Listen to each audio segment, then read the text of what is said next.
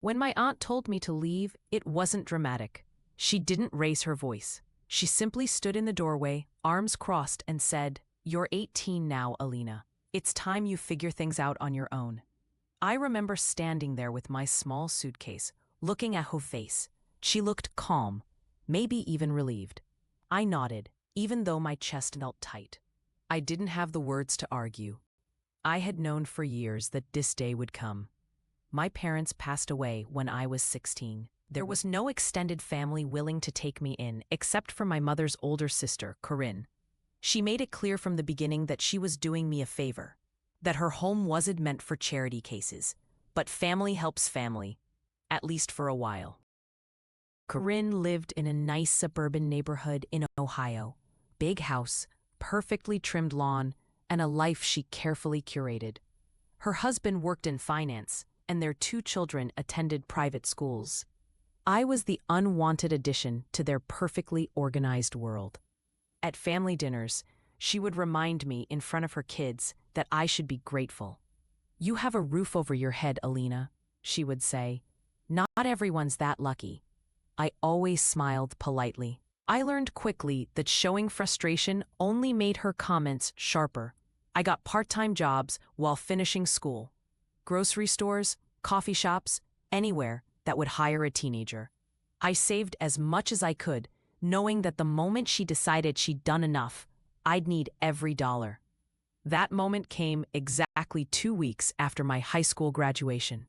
Corinne opened the conversation by mentioning how I was an adult now. She talked about how everyone needed to learn responsibility, how she had done all she could. "There's no room for freeloaders here, Alina. You're old enough to make your own way."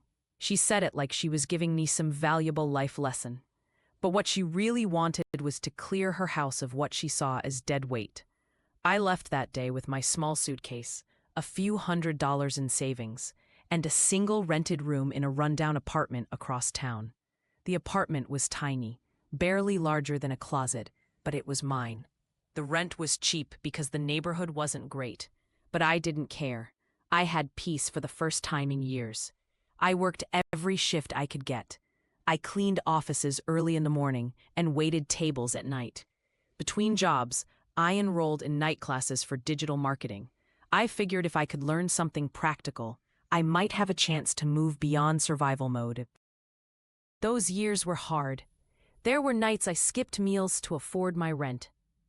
Times when I wondered if Corinne was right, if I was foolish for thinking I could build anything. But I kept going. I studied when I was exhausted. I worked when my legs ached. I told myself that every small step mattered. After finishing my certification, I started freelancing. At first, it was just helping small local businesses build simple websites and set up social media accounts.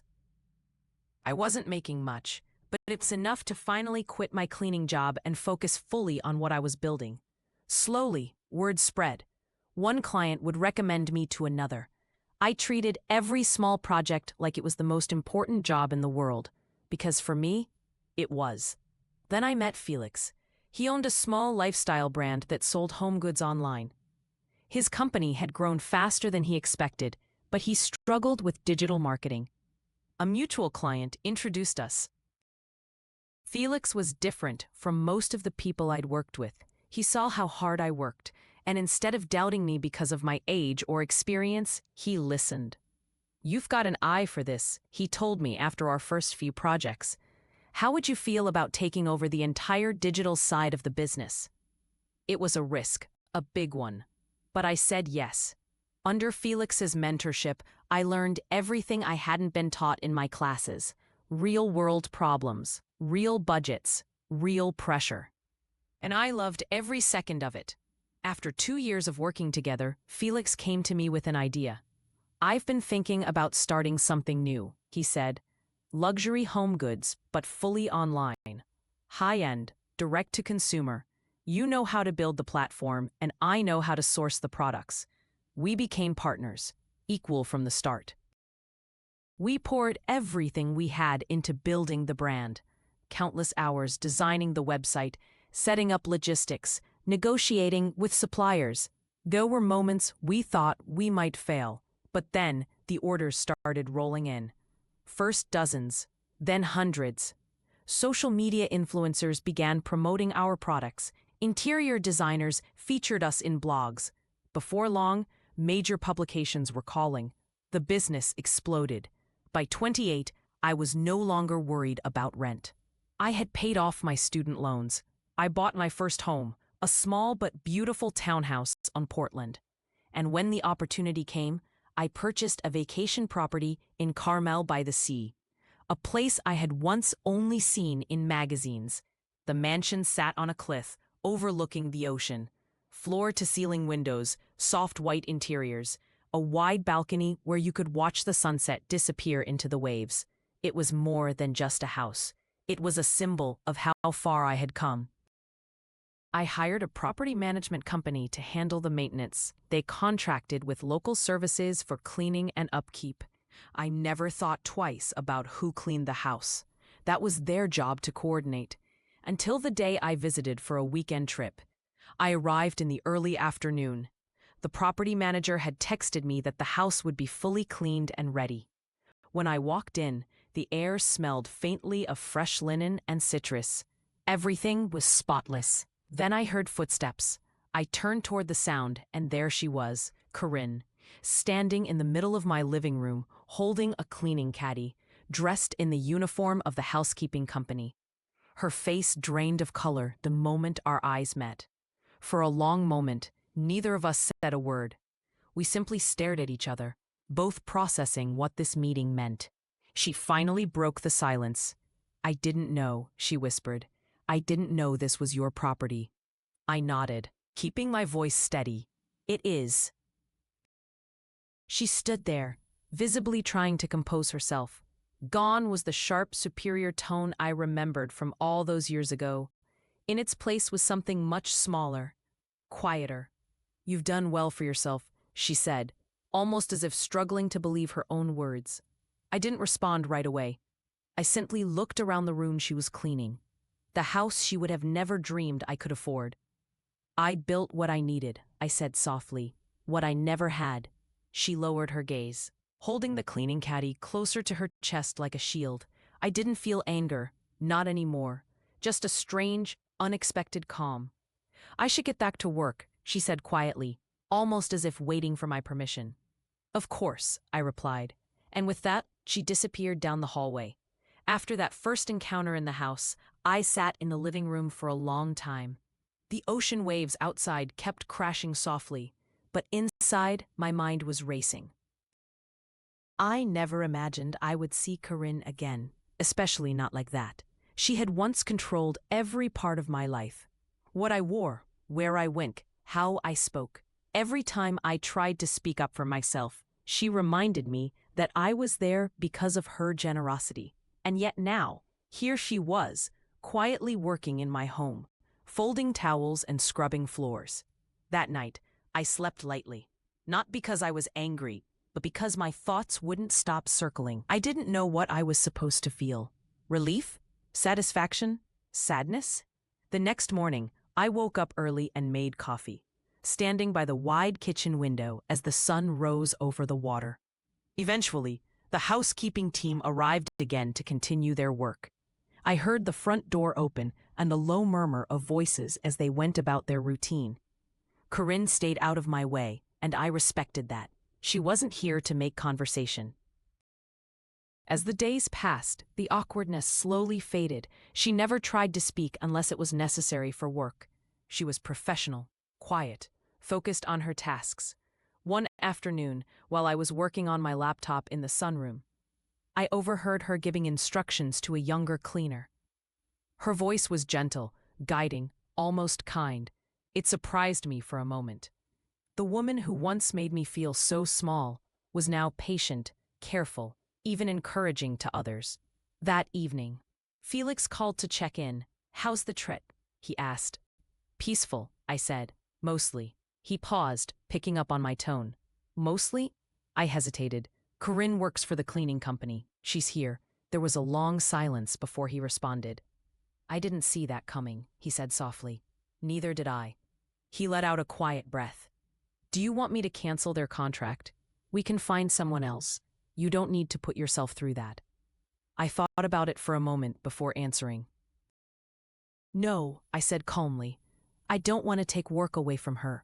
She's doing her job. That's enough. Are you sure? He asked gently. I'm sure. I wasn't interested in revenge or humiliation. Seeing her there was enough of a shift. The rest wasn't necessary. Weeks passed, and each time I visited the house, Corinne was there. We continued the same pattern. Short, polite greetings, followed by silence. There was no tension anymore. Just distance. Then one afternoon, as I was packing to leave, she approached me for the first time. She stood near the entryway, her hands folded in front of her, eyes lowered slightly. I hope I'm not bothering you, she said quietly. You're not, I replied. She paused, choosing her words carefully.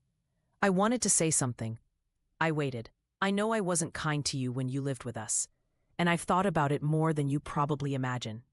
Her voice was steady, but soft. I could tell this wasn't easy for her. I told myself back then that I was teaching you to be strong, she continued. But really, I was being unkind because I didn't know how to handle my own fears. I said nothing, letting her speak. We lost a lot after you left, she said quietly. Bad investments, my husband's mistakes. We went from everything to almost nothing in a few years.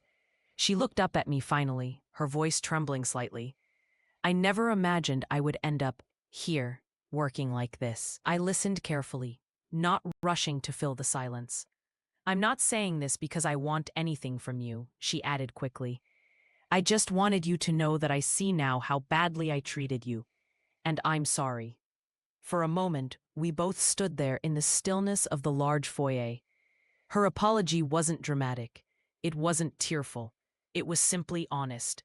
I took a slow breath. I appreciate you saying that, I said softly. She nodded, her eyes glistening slightly. Then she stepped back politely. I should get back to work. Of course. As she walked away, I felt something inside me shift. I didn't feel victorious. I didn't feel superior. I just felt lighter. For so many years, I carried the weight of how she had treated me. But in that moment, I realized I no longer needed to. I had built a life far beyond the pain of those early years, and now even she saw it. After that conversation, things settled into a strange but peaceful rhythm.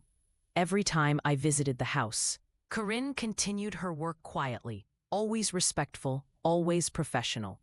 The distance between us remained, but there was no longer unspoken tension.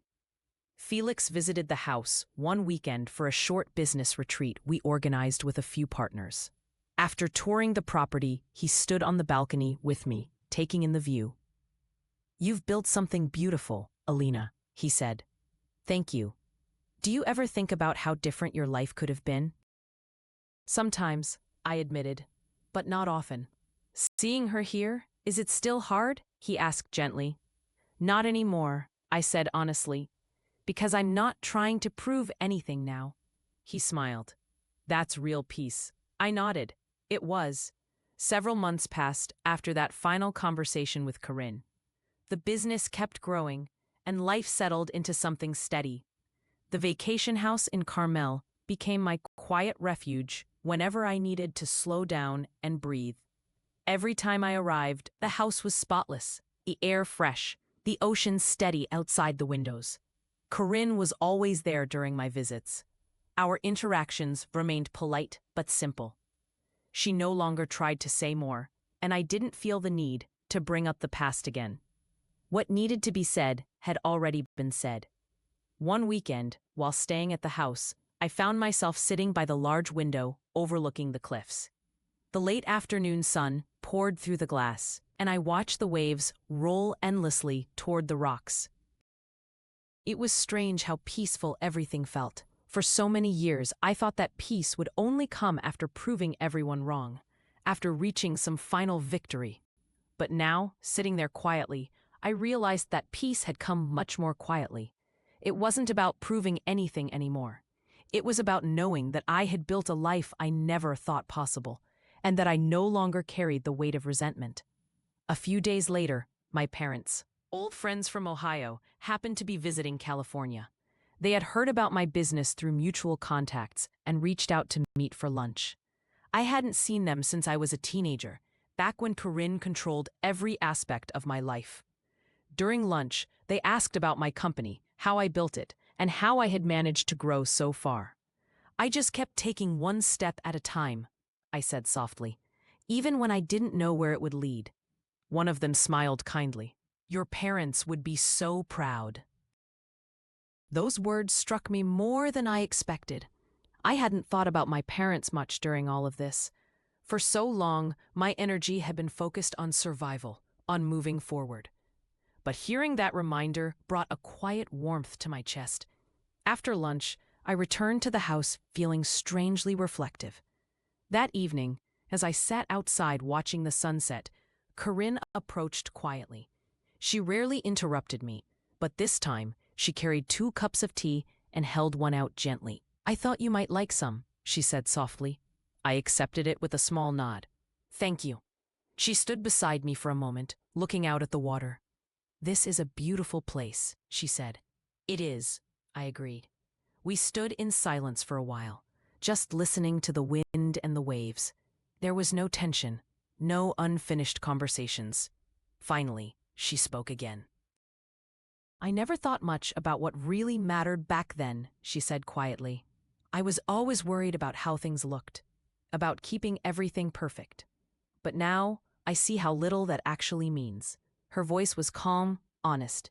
You've built something strong, she continued. Not just the business, you. I looked at her and saw, for the first time, someone who wasn't my antagonist anymore. Just a person who had made mistakes, who had been forced to see life differently. I learned a lot because of what happened, I said softly, even the painful parts. She nodded slowly. I hope you've found peace. I have, I said honestly. She gave a small, almost shy smile. I'm glad. After that, she quietly returned to her duties, and I remained outside as the sky darkened and stars appeared. That night, as I lay in bed, I thought about how different this ending was from what I once imagined. I never planned to see Corinne again. I never planned for her to end up here, working quietly in the home I had built.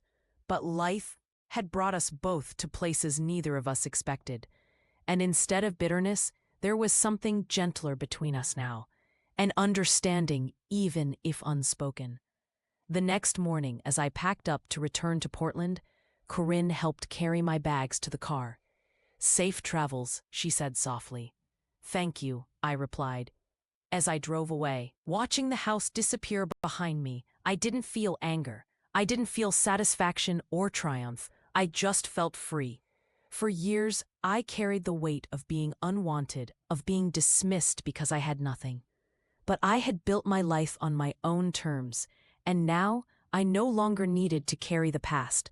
I wasn't who I was back then. I was